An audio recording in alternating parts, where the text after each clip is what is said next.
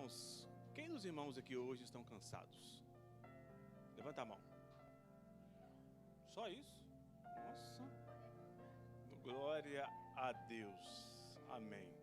Meus irmãos, confesso para os irmãos que essa semana foi uma semana de muito trabalho, mas uma semana de muita vitória também. Glórias a Deus. E durante a semana eu conversando com o nosso querido pastor Márcio, passamos bastante tempo junto, trabalhando junto, e ele me fez uma pergunta. Ele não está aqui hoje, mas deve estar vendo o vídeo, mas é algo que nós compartilhamos juntos. Ele me fez, a pergunta que ele me fez, o que você espera de um avivamento? Por que você está fazendo tantas coisas? E eu automaticamente respondi para ele algo que estava no meu coração, que Deus tem colocado. Eu estou preparando os meus campos, porque eu sei que em breve virá a chuva do Senhor. E durante essa noite, cansado, saímos daqui basicamente a semana toda, a 1h30, 1h da manhã, meia-noite, a semana toda basicamente. E eu fui lembrar dos meus tempos há cerca de 5, 6 anos atrás. Talvez nem todos saibam, mas eu já morei na roça, fui fazendeiro durante um bom tempo da minha vida. Um tempo muito feliz, um tempo de muita luta.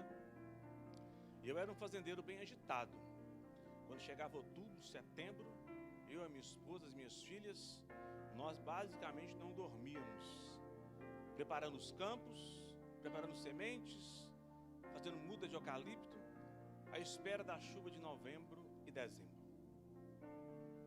E muitos achavam assim, esse rapaz é meio louco. Ele não tem noção do que está fazendo. Está preparando tanta coisa, achando que vai chover tanto assim para conseguir regar isso tudo. E eu sempre esperava algo mais de Deus, todos os anos. E durante todos os anos da minha vida que nós moramos na roça, minha família é prova disso, Deus sempre nos surpreendeu todos os finais de ano. Muitas das vezes, muitos não esperavam que a chuva iria cair, e a chuva caía, e regava, e os pastos cresciam, o eucalipto crescia, o milho crescia.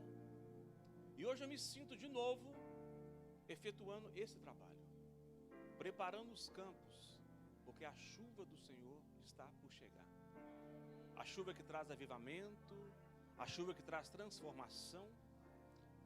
A chuva, quando falamos em chuva, a chuva do Senhor traz tudo aquilo que nós estamos precisando. Sem chuva, a terra não floresce, a terra não frutifica. E da mesma maneira, o mundo hoje. Sem o Espírito Santo de Deus, sem a chuva de Deus, o mundo hoje não pode frutificar, não pode prosperar, não pode ser avivado. Agora, será que nós estamos preparando nossos campos para receber essa chuva? Nós estamos clamando por avivamento. Estamos almejando um avivamento. Estamos pedindo ao Senhor que avive todas as nações da terra, todos os povos da terra. Mas será que nós estamos preparando nossos campos para receber essas pessoas? Será que nós estamos nos preparando?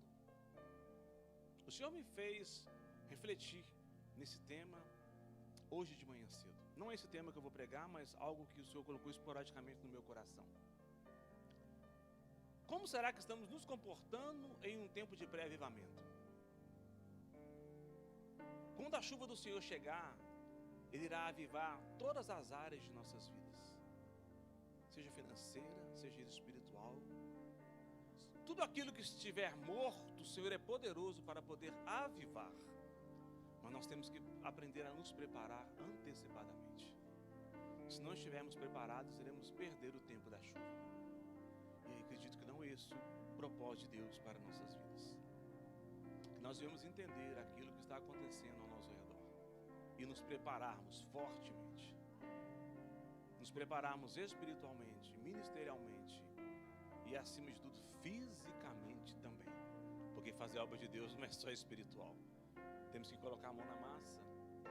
Temos que aprender a chegar cedo na igreja para buscar, para interceder, para ver se tem algo para fazer na casa do Senhor, para receber nossos amados visitantes. Tudo isso é uma preparação para recebermos a chuva que está por vir. Amém? Glória a Deus. Agora eu vou entrar na mensagem que Deus colocou no meu coração. Não vou ser longo, tem minha palavra. Vamos terminar no tempo certo. Mas antes disso eu gostaria de cumprimentar o nosso irmão Simão. Acertei o nome? Ficar cansado, eu acertei o nome. Glória a Deus, isso é um milagre de Deus, amém. Que Deus abençoe a vida do nosso irmão Simão grandemente. Nosso irmão Simão ligou ontem para mim, ontem na parte da manhã, e já veio para a célula ontem, foi uma bênção. Que Deus abençoe a sua vida grandemente. Você sinta-se em casa, essa casa é sua. Esse povo que você está vendo aqui faz parte da sua família, amém? Deus abençoe. O restante, acho que são todos nós, são de casa, glória a Deus. Então eu peço aos irmãos, se quem puder, abrir as suas Bíblias juntamente comigo, no livro de Ezequiel, capítulo 37, versículo de número 1. Ezequiel, capítulo 37, versículo de número 1.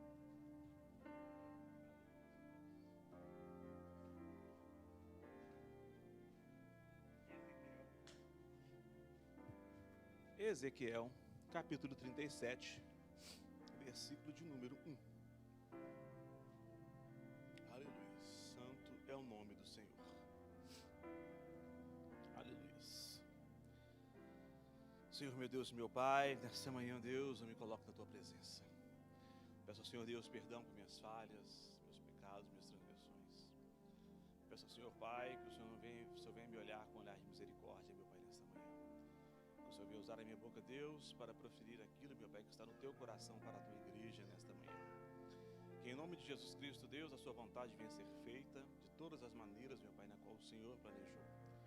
Que o Senhor venha, meu Pai, nesta manhã, Deus, encontrar, Deus, corações, Deus, e mentes abertas, Deus, para ouvir, meu Pai, e entender aquilo que o Senhor quer dizer.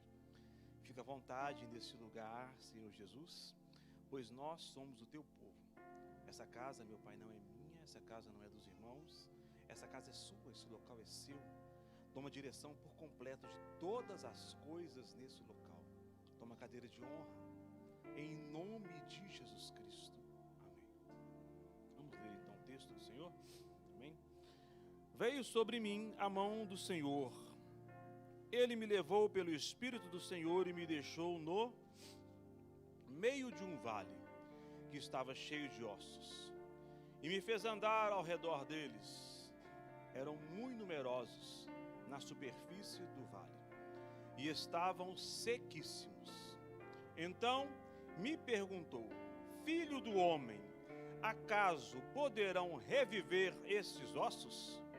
Respondi: Senhor Deus, Tu o sabes.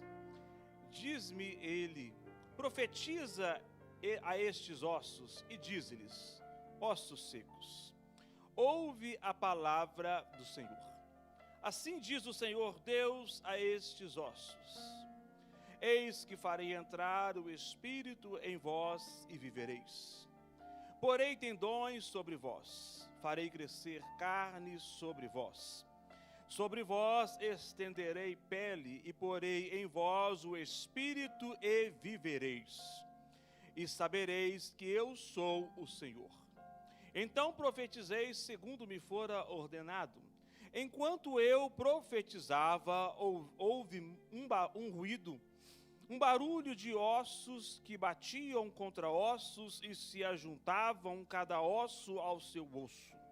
Olhei, e eis que havia tendões sobre eles, e cresceram as carnes, e se estendeu a pele sobre eles, mas não havia neles o Espírito. Então ele me disse: profetiza ao Espírito, profetiza ao Filho do homem, e diz-lhe: assim diz o Senhor Deus: vem dos quatro ventos, ó Espírito, e assopra sobre estes mortos para que vivam. Profetizei como ele ordenara, e o Espírito entrou neles e viveram, e se puseram em pé um exército sobremodo numeroso. Então me disse: filho do homem, estes ossos são toda a casa de Israel. Eis que dizem: os nossos ossos se secaram e pereceu a nossa esperança. Estamos de todo exterminados. Portanto, profetiza e diz-lhe: assim diz o Senhor Deus: eis que abrirei a vossa sepultura e vos farei sair dela, ó povo meu, e vos trarei a terra de Israel. saberei que eu sou o Senhor, quando eu abrir a vossa sepultura e vos sair dela, ó povo meu. Porei em vós o meu espírito e vivereis, e vos estabelecerei na vossa própria terra.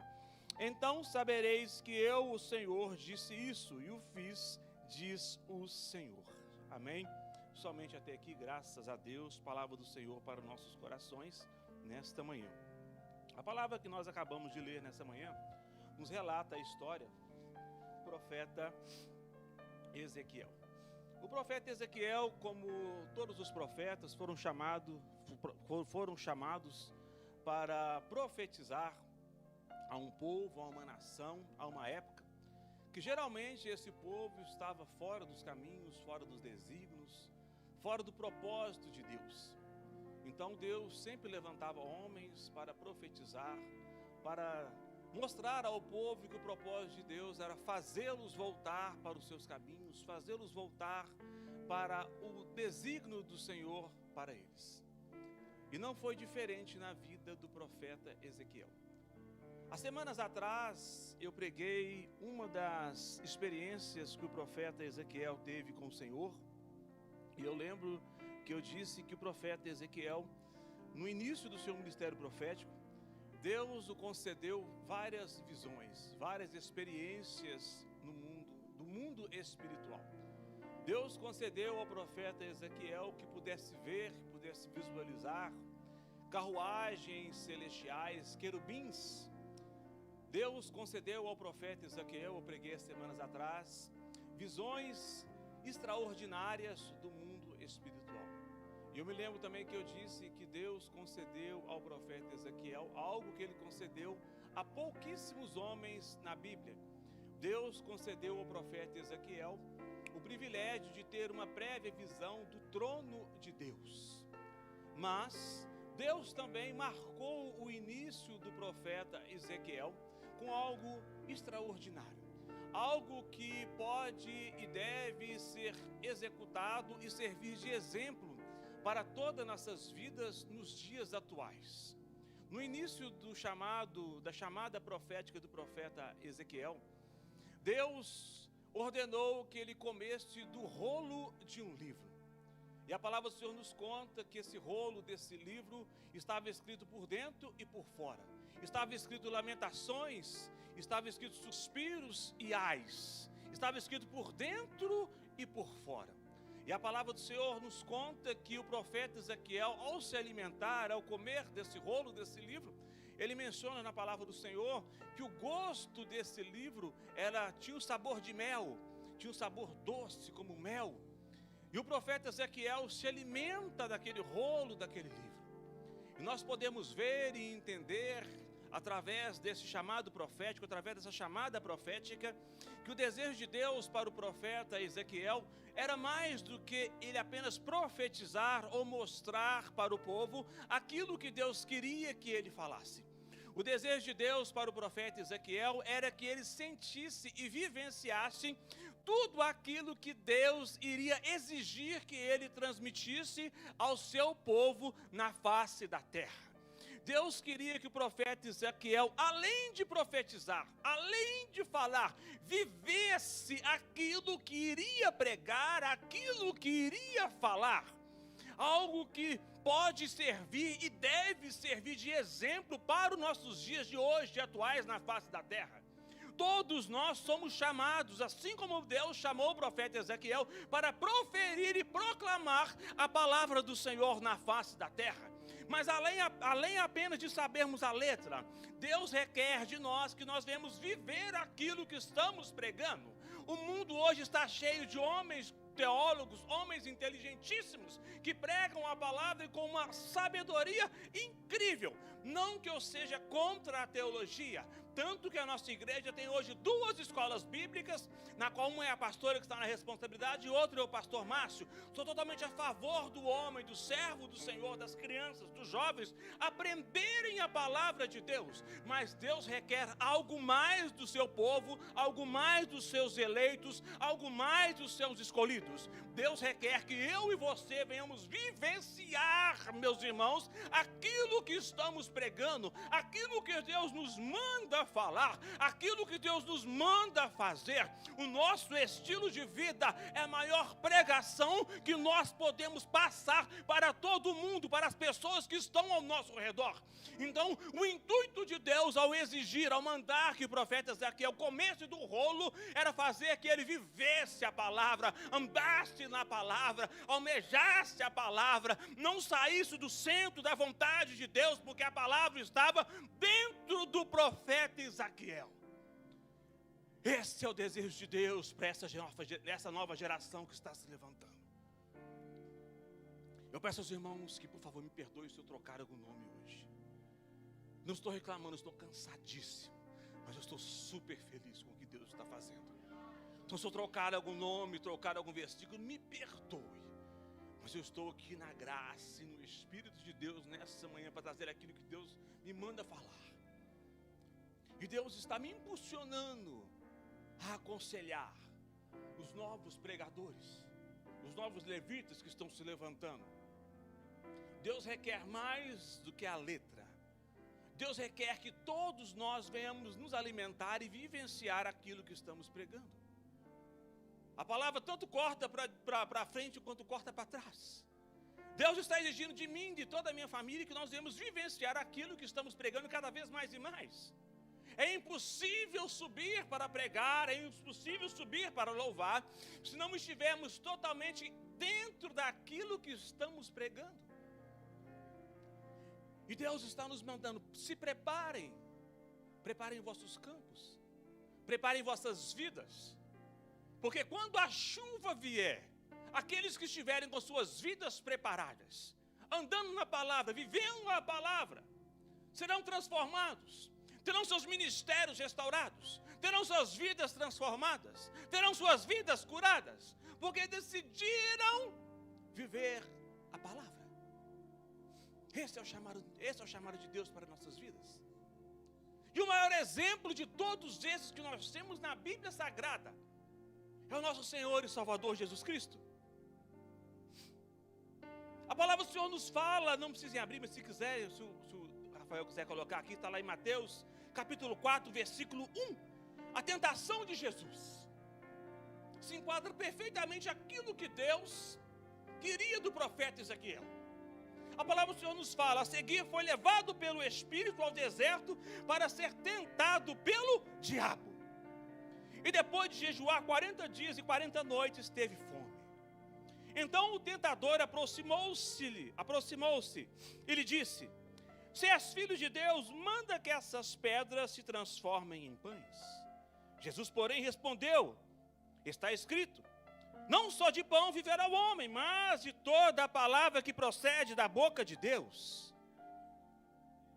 Mesmo Jesus, o próprio Filho de Deus, respondendo com autoridade, dentro da palavra de Deus, usando a palavra que transforma, que cura, que liberta, que salva, que tem poder, o inimigo ainda continuou tentando Jesus. E a palavra continua. Jesus, porém, respondeu, está escrito, não só de pão viverá o homem, mas de toda a palavra de Deus que procede da boca de Deus. Então o diabo levou a cidade santa, colocou-o sobre um pináculo do templo e lhe disse: se és filho de Deus, atira-te para baixo, porque está escrito, aos anjos ordenará ao teu respeito que te guardem. E Jesus respondeu. Não, Jesus não respondeu ainda. O diabo falando: eles se sustentarão nas suas mãos, para não tropeçarem nenhuma pedra. Jesus agora respondeu, também está escrito, não tentará o Senhor teu Deus. Jesus, mesmo sendo filho de Deus, ele venceu Satanás. Ele lutou com Satanás, não com suas forças, mas sim com a palavra de Deus. Isso porque a palavra estava dentro dele, porque ele vivia a palavra, andava na palavra, falava da palavra, pregava a palavra, vivia a palavra 24 horas. E a palavra continua. O diabo não se afastou dele ainda.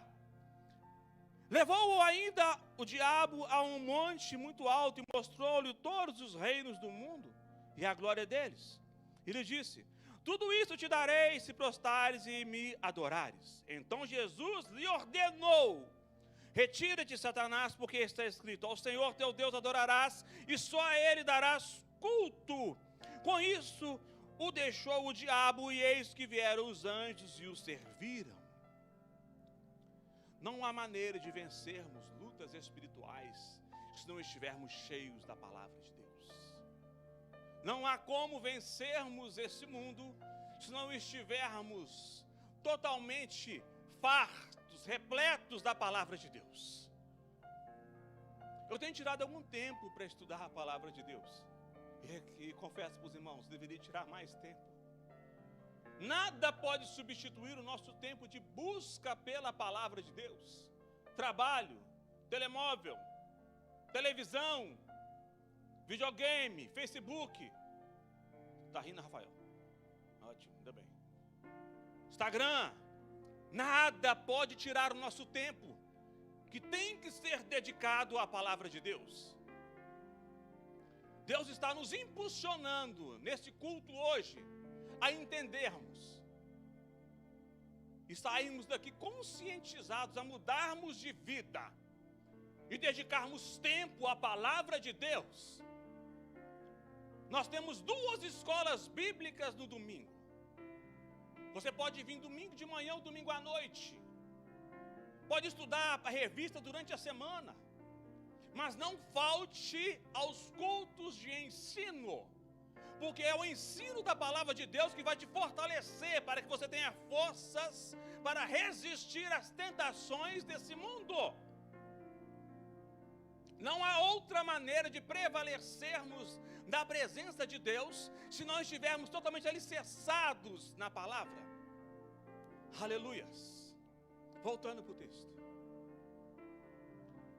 Só após o profeta Ezequiel se encher da palavra, ser farto da palavra, Deus o usou poderosamente como instrumento e como uma arma exclusiva em tuas mãos. Deus só usou o profeta Ezequiel após ele ser farto e ser cheio da palavra de Deus.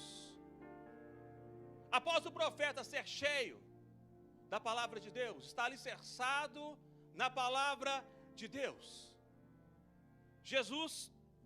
Deus vai levá-lo a ter uma experiência que iria marcar todo o seu ministério profético. Deus leva o profeta Ezequiel a ter uma visão panorâmica e exclusiva da real situação de todo o povo de Deus. Deus iria mostrar para o profeta Ezequiel aquilo que ele já sabia, de ouvir falar e de ver algumas coisas. Mas Deus queria que ele também tivesse uma visão ampla da real situação do povo de Deus na face da terra. No mesmo capítulo que nós acabamos de ler, o capítulo 37 do livro de Ezequiel, no versículo de número 11, a palavra do Senhor nos diz: então me disse, filho do homem, estes ossos são toda a casa de Israel. Eis que dizem, os nossos ossos se secaram e pereceu a nossa esperança. Estamos de todo exterminados. O próprio povo de Deus se encontrava e se achava totalmente largado na face da terra. Pode apagar, claro aqui. Pode apagar. Aí, maravilha. Pode apagar isso aqui também, pode já só que estava. Totalmente largado na face da terra. O povo de Deus já estava andando sem esperança na face da terra. O povo de Deus achava que Deus havia se esquecido das suas promessas. Talvez nós, a igreja do Senhor na face da terra, esteja tanto tempo vivendo um tempo de sequidão. Um tempo talvez de abstinência da genuína presença de Deus, que muitos estão achando que Deus se esqueceu do seu povo na face da terra. Mas eu tenho algo para te dizer nessa manhã. Se estamos aqui ainda, Se a igreja ainda permanece na face da terra, é porque Deus não se esqueceu, é porque as promessas dele ainda não acabaram, é porque ainda há esperança. Aleluias! Santo é o nome do Senhor. E para que você entenda por que Deus disse que mostraria para Ezequiel uma visão panorâmica, e porque o povo estava dizendo que estava esquecido, e porque Deus disse toda a casa de Israel, porque a própria casa de Israel, o próprio povo de Deus estava dividido na face da terra, não diferente de hoje. Após a morte do grande rei Salomão, em 930 aproximadamente antes de Cristo, seu filho Roboão assumiu o reinado. E quando seu filho Roboão assume o reinado, a palavra do Senhor nos fala que havia um grande descontentamento, uma grande angústia entre todas as 12 tribos de Israel. E as 10 tribos do norte se uniram para pedir que Roboão reajustasse os impostos feitos pelo seu pai. E Roboão, ao invés de se aconselhar com os conselheiros mais velhos, com os homens mais antigos da casa de Salomão, Roboão preferiu se aconselhar com os conselheiros mais novos, os mais inexperientes. E o conselho que deram para Roboão foi: não ouça o que o povo está te pedindo. Um conselho para os jovens: vocês têm a força, mas nunca deixem de se aconselhar com os mais velhos. Nunca olhem para nós com desprezo, achando que nós podemos ter pouca força já, mas temos a sabedoria, temos o entendimento, temos a visão do que pode acontecer por causa da nossa experiência. E por causa dessa atitude, as 10 tribos do norte se reuniram, se rebelaram e se dividiram. Dividiram Israel em duas partes, o reino do norte e o reino do sul. O reino do norte foi governado por Jeroboão e o reino do sul por Roboão. Essa divisão foi, segundo a Bíblia, foi uma divisão permissível pelo Senhor. Mas o fato é que Israel foi dividido em duas partes. O próprio povo de Deus na face da terra se dividiu. O reino do norte foi um reino totalmente idólatra. Desde o momento que se dividiu, foi um reino idólatra, foi um reino corrompido, foi um reino que andou fora dos caminhos do Senhor totalmente. Já o reino do sul se aguentou um tempo, o reino de Judá aguentou um tempo, mas mesmo assim se corrompeu, se entregou às práticas pecaminosas, se entregou à idolatria. Por isso Deus fala: toda a casa de Israel, o povo estava dividido. E hoje não é diferente. Por mais que haja denominações na face da terra, por mais que haja placas e placas e placas e placas, Deus continua nos chamando de meu povo, o povo que chama pelo meu nome. Para Deus não existe placa, serei, serei. Para Deus não existe denominação, para Deus existe meu povo, minha igreja, meus escolhidos. É assim que Deus nos vê.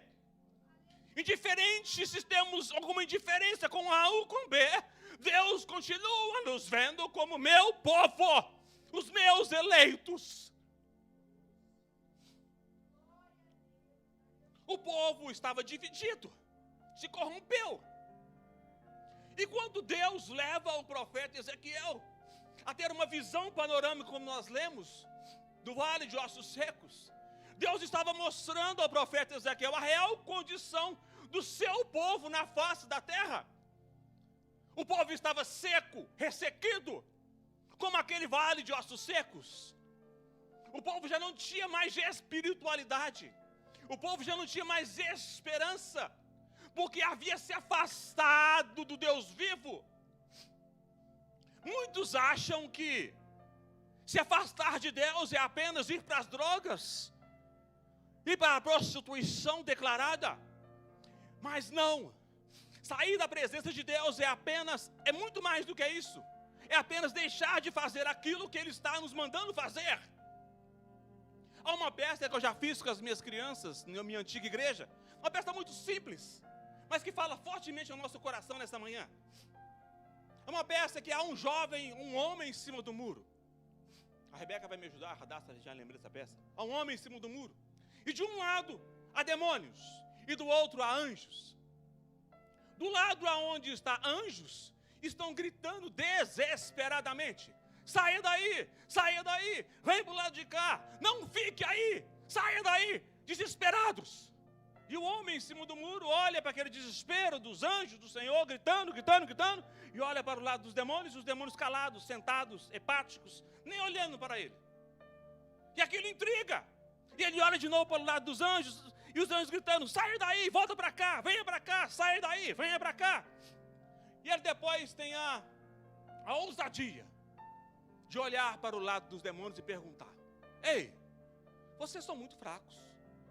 Os anjos estão ali desesperados para que eu vá para o lado deles, e vocês estão calados, hepáticos, não fazem nada, nem parece que me querem.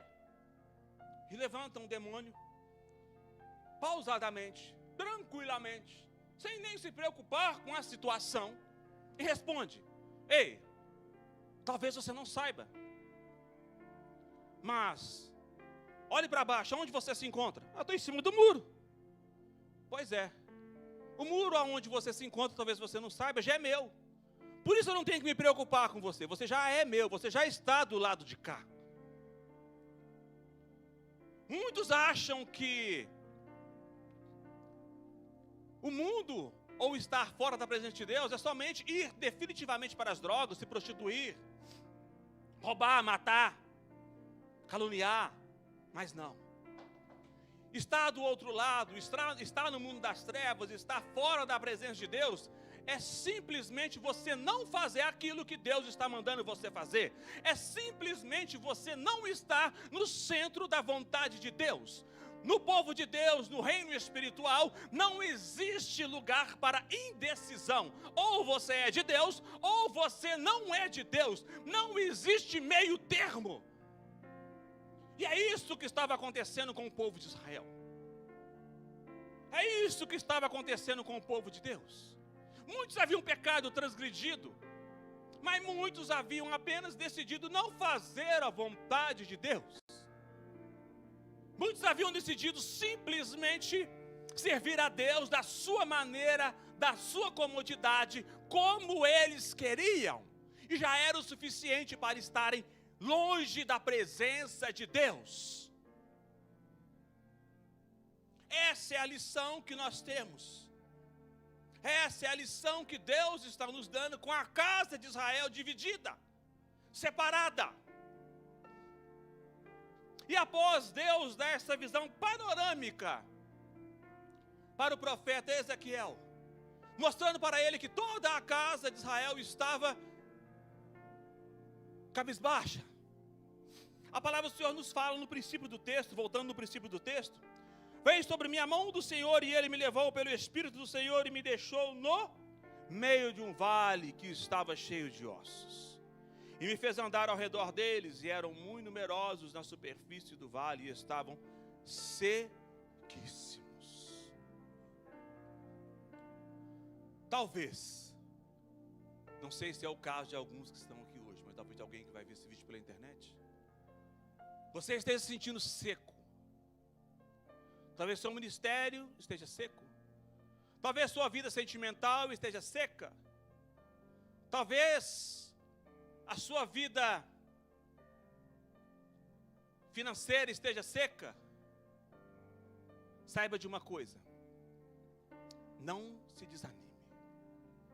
Enquanto você está nessa terra, ainda há esperança para mudança. O texto que nós lemos nos mostra que os ossos estavam sobre a terra. Os ossos não estavam enterrados, estavam secos, sequíssimos, mas estavam sobre a terra. Enquanto estivermos sobre essa terra, estamos ainda sobre o domínio, sobre a vontade permissível de Deus. Nada daquilo que estejamos passando pode impedir o trabalhar de Deus. Nada, absolutamente nada. Deus leva o profeta e manda o profeta andar ao redor do vale de ossos secos.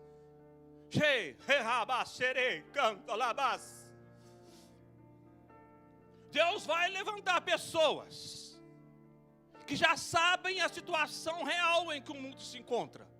Mas Deus quer nos dar um choque de realidade. O profeta sabia da real situação que estava a casa de Israel. Mas Deus queria dar um choque de realidade. Deus queria que ele visse com seus próprios olhos como estava realmente o seu povo. Por mais que nós estejamos vivendo nesse mundo, muitas das vezes nós queremos fechar os nossos olhos para aquilo que está ao nosso redor, para aquilo que está à nossa frente. Mas Deus vai levantar pessoas para dar um choque de realidade. Deus quer que algumas pessoas, não todas, mas que algumas venham ver realmente como está a igreja dele na face da terra. Aleluias! Não se assuste quando você ver algo e não conseguir dormir.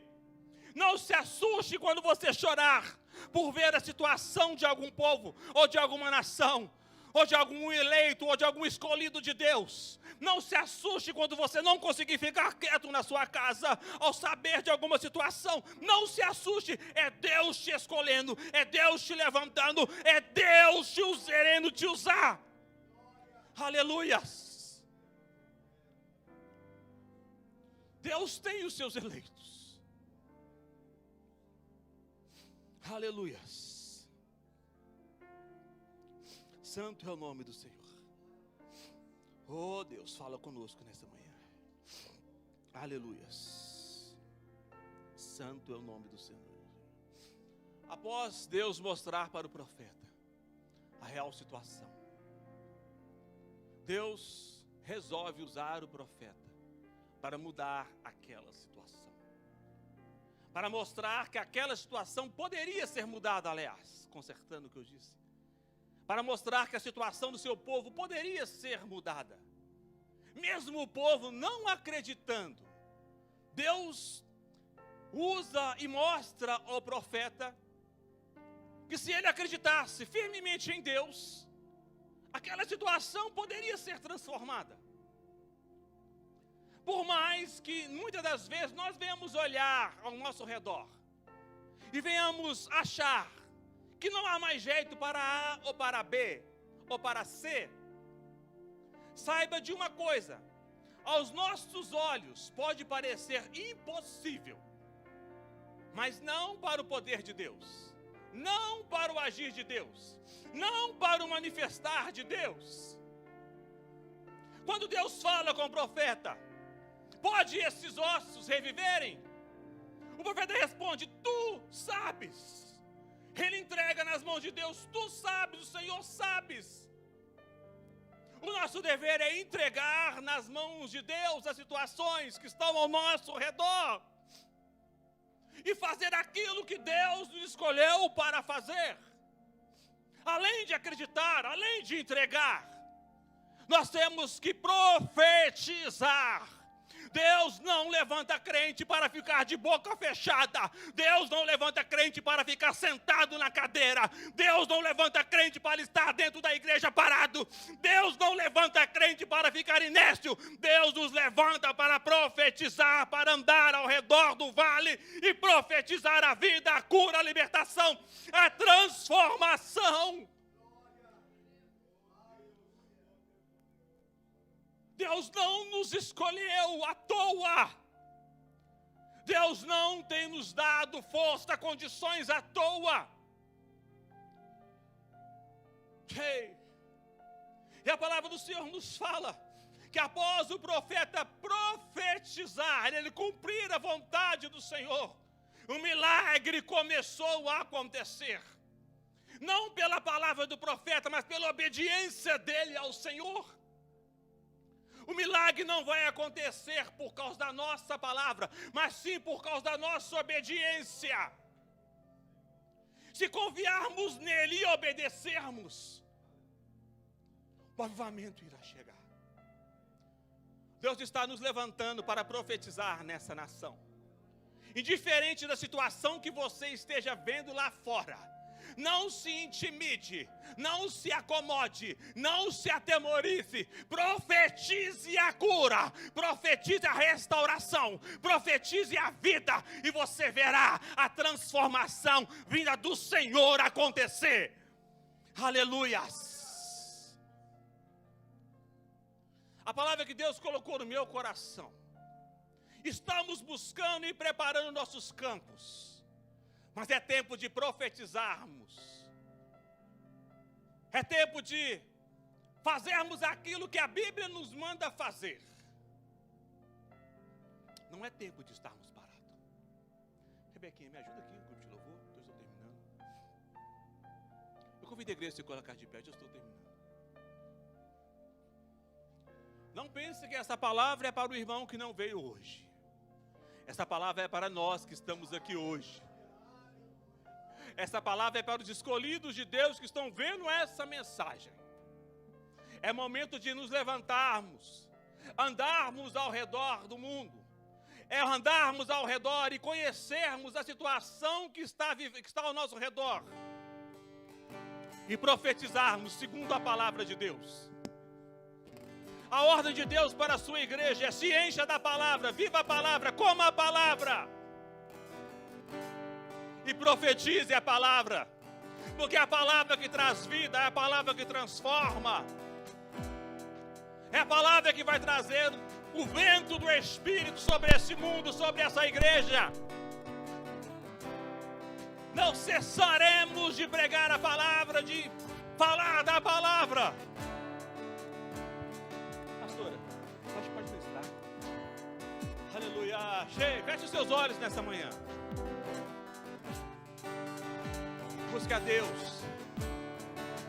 Busque um fortalecimento do Espírito nesta manhã. Busque o entendimento do Espírito, para que você seja um profeta nessa nação, para que você profetize a cura, a libertação, a transformação por onde você passar.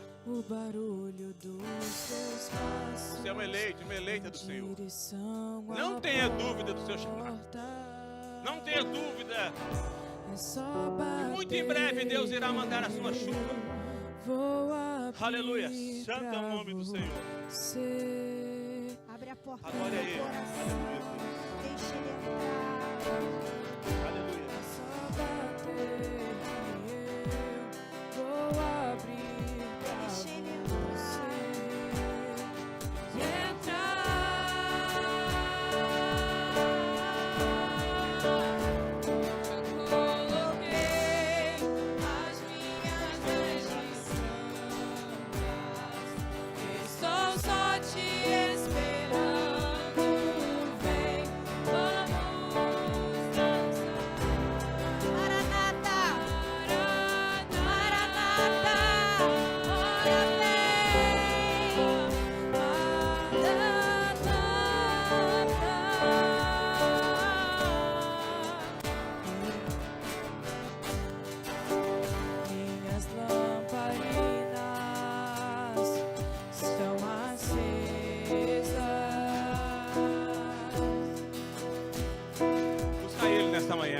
Seus olhos.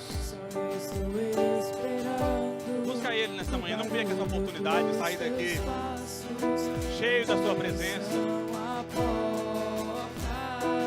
Busca a presença dele nesta manhã. Cheio de canto, lavaço, verei. Se enche dele nesta manhã. Se enche da presença dele nesta manhã. Se enche da vontade dele nesta manhã. E deixe Ele te usar como instrumento em suas mãos, como uma arma poderosa nessa nação. Aleluia! Aleluia! Aleluia! Aleluia! Adore a Ele, exalte a Ele, glorifique a Ele.